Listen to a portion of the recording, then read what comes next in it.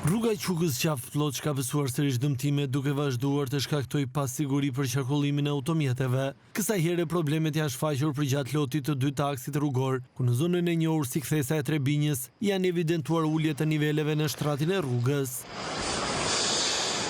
Në muajin janar një pjesë tjetër e shtratit të rrugës vetëm 500 metra larg dëmtimit të evidentuar tani, pësoi zhytje për shkak të rrëshqitjeve të strukturës. Por edhe ai segment nuk është kthyer në normalitet, ndërsa duket se situata është përkeqësuar dhe se qarkullimi për mjetet është i orientuar vetëm në njërin korsi.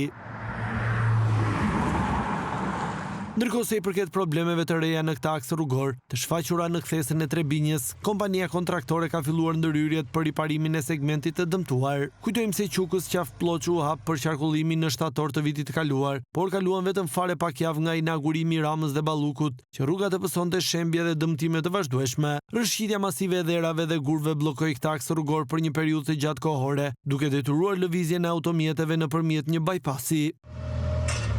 E konsideruar si rruga e Florint për shkak të kostos së lartë të ndërtimit prej 260 milion eurosh, aksi rrugor ka qenë gjithashtu subjekt i investigimit të emisionit Plug në Syri Televizion. Nga investigimi Plug referuar dokumenteve zyrtare, u zbulua se rritje më të madhe të kostove rruga e pati në lotin 3, që ishte vetëm 9.6 km, ndërsa nga pikpamja inxhinierike në këtë lot nuk ishte vepra të mëdha si tunele apo ura, pasi ato i përkisnin lotit të dytë. Madje investigimi nxori në pas se ndryshimet në projekt në këtë lot prekën edhe fondet që ishin parashikuar për skarpatat, ku sipas një auditimi të KLSH, fondet për skarpatat u ulën, ndërsa parat për punimet nga 33 milion euro u rritën me një vlerë prej 75 milion eurosh.